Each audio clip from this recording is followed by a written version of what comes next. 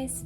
Today we're going to be talking a little bit about easy peasy reading and specifically fourth level. So easy peasy fourth reader.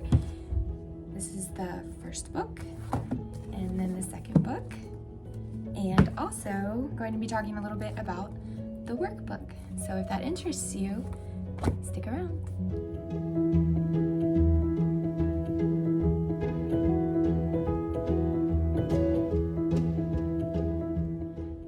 So this is the second year that we will be using Easy Peasy's reading for my son. Last year he used the third reader, so he was in third grade. This year he's entering fourth grade and he is going to be using the fourth reader. So with that being said, I wanted to go ahead and jump in and explain how we use it and how it is set up to be used. And of course you can modify it to work for your family if you choose to use it, modify it to work for your child. I, in my opinion, feel like the reading through Easy Peasy is a little more advanced. My son is a great reader, so he is able to comprehend most of what is involved in these books really well. Last year when we used the third reader, so the third level, we did do a lot of it as read alouds together as a family. So my Easton, who was in third grade at the time, Zoe was in first grade, and then Eden is 3. We just all sat together and read the stories all together. We did not do a whole lot of the workbook last year. We did a few pages, but the rest we just kind of recapped the questions in the reader all together so I could check to make sure they were listening and understanding what the story and poems were about. So I'm going to go ahead and show you a bit about how these books work.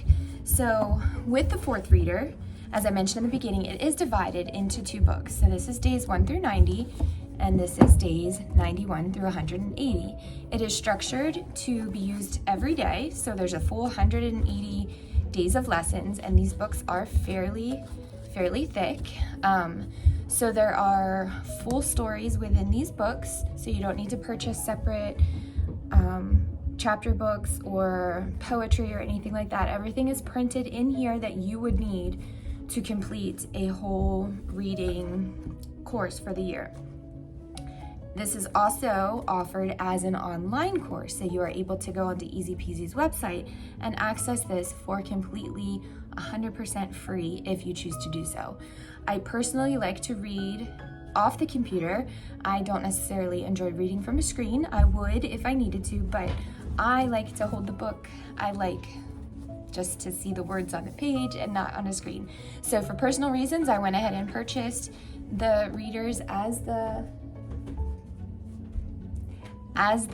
book. These are used, so I was able to get them used. The workbook is new. Nothing has been used up in this.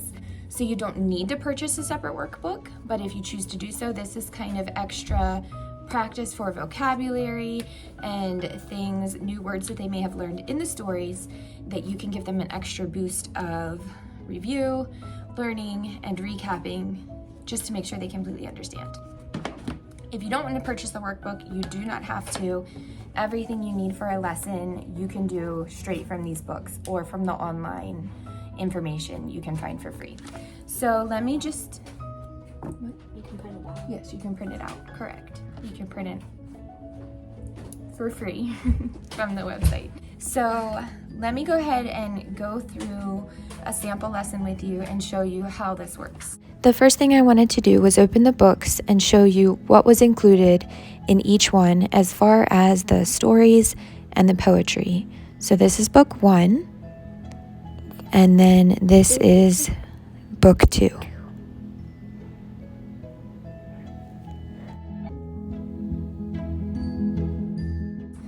So if we open up the reader to lesson 1, you will see the top portion are the instructions that you will need for the lesson. So the first thing they're going to do is write some vocabulary words that they will find in this text here, and it goes on to the next page. So they are going to write quench from story 3. dismay from story 4, and retort from story 5. Pay attention to those words while you read. So you'll see the stories are actually numbered here. This is story 1, and then if you flip over, there's story 2, story 3, and these are just short little stories. And then story 4 and 5 are in there as well. And this one is actually kind of a longer lesson. So then you're going to go back after you've read through those. Okay, so it says read stories 1 through 5 in McGuffey's Third Eclectic Reader. So those stories are actually from McGuffey's Third Eclectic Reader. And then you're going to go see number 3, and it says guess what you think those words mean. Number 4, look up each word in the answer section to see if you are right. Write the correct definition of the words. So they're basically writing out those 3 new vocabulary words at the beginning of the lesson. They are going to pay attention for those words as they read through these short stories. And then they're going to take a guess on what they think they mean after reading through the story. And then they are actually going to flip to the back of the book. The answers are all in the back of the book, and they're going to line it up with the correct lesson.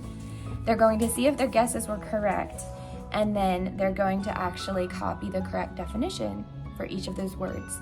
So if you choose to use the reader just on its own, they will obviously need some type of notebook or journal to keep all of this information in.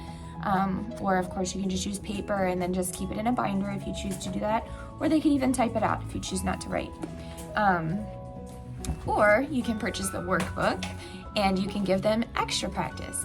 So you can even skip over those directions in the reader if you want to, and you can just go and use the workbook with the reading portion if you choose to do so. If you feel like the workbook and the reader directions are just too much and just taking too much time and it's a stretch for your child, then you can even just pick one of them to use. So you can just use the reader, or you can just use the workbook after they've read the portions of the stories that they were instructed to do. And then if you look here at the workbook, you will see that not every single lesson in the reader has a workbook page to go along with it.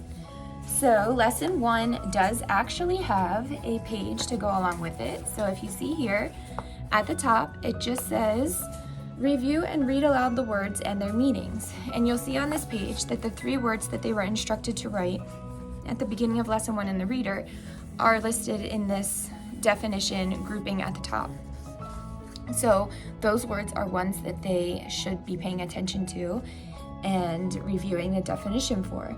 And then down here, it just gives all of these vocabulary words in sentence examples, so they can read through them and understand for themselves what those vocabulary words mean.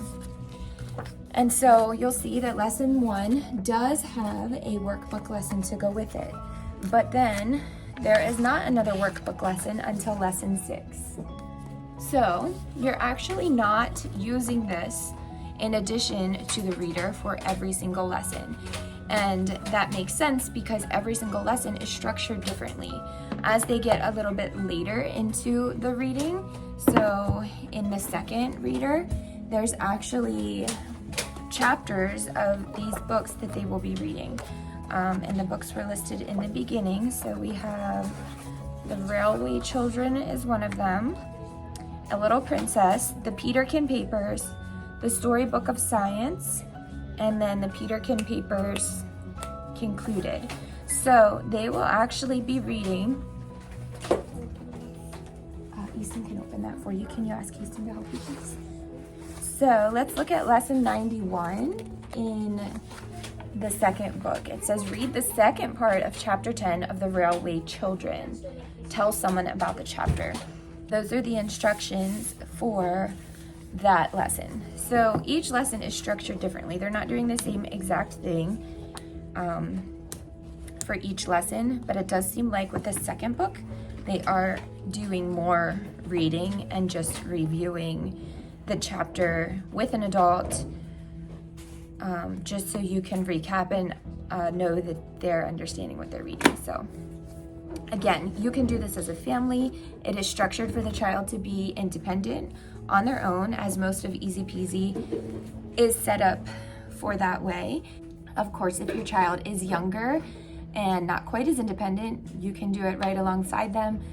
As I mentioned, we did a lot of the reading last year all together. Right after lunch, we'd head upstairs and we would just kind of snuggle on the bed all together and read through some of the stories, and then just recap in our own words what we gathered from the section that we read that day. And it was just special time. So you can do that. You can set up your child to do it independently, but either way, they're going to be learning and it's going to be great.